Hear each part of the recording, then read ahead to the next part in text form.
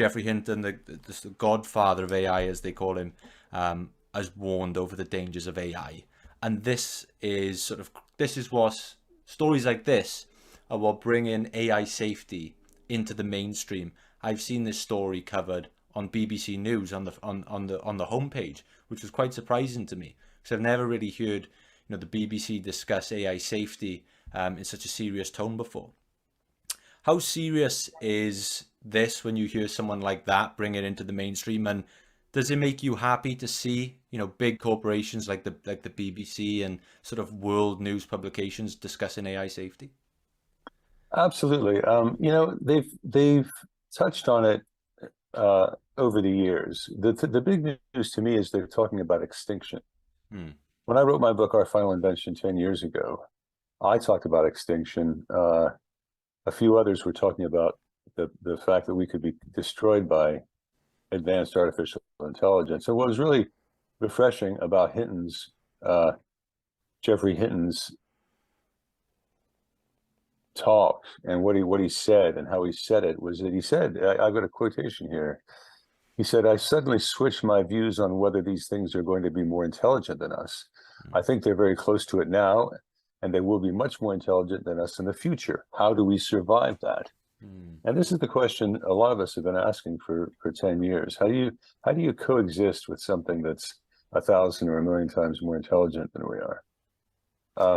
We can roughly divide AI's problems into short-term and long-term. But what's refreshing to me is not that major media has covered this. I've been talking, and many others have been talking with major media for a long time about things like bias and things like unemployment.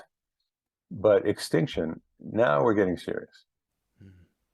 And just for those who maybe aren't aware of the severity of this, could you just explain to those listening right now who Geoffrey Hinton is and why he's considered the godfather of AI, as they quoted him as being? Sure. Geoffrey Hinton was interested in neural nets, artificial neural nets, which are roughly their cognitive architectures that are roughly modeled after the human brain. They use learning algorithms to create connections between these kinds of synapses. I'm trying to translate it from neuroscience into computer talk. But he was interested in neural nets for a long time. And basically a neural net is a learning algorithm. If you feed it a lot of data, it develops enormous predictive capabilities. So he fooled with them for a long time. And then he really, along with a couple of other guys, developed what's called deep learning. And deep learning is really just a big stack of algorithms, like hundreds of algorithms in some cases. Deep learning is the basis for the large language modules that we're seeing now, GPT, the generative transformer-based models. So he's the father of this technology. And for him to come out and say, you know what, I think I made a mistake.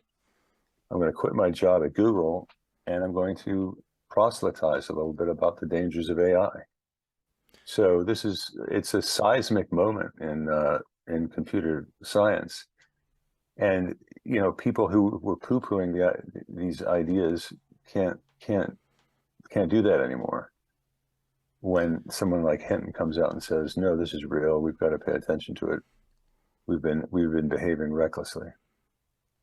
Do you think that will be a moment that one day, as humans, will look back on as a major, part of history in the grand scheme of things, when someone like that sends a warning that sort of hits the mainstream that big? Well, I think it depends if we survive or not. It's like Robert Oppenheimer was one of the architects of the atom bomb, and after the explosions at Hiroshima and Nagasaki, after we killed a lot of people with atom bombs, he expressed regret. Hinton is expressing he's a lot like Oppenheimer. But he's expressing regret before we have a cataclysmic disaster with AI. But he's definitely got that on his radar. I'm not sure if we survive this, and if his remarks actually cause a turning point, cause some steps for safety, cause some regulation. then yes, I think it will be historic. If it doesn't make any difference, it'll be forgotten.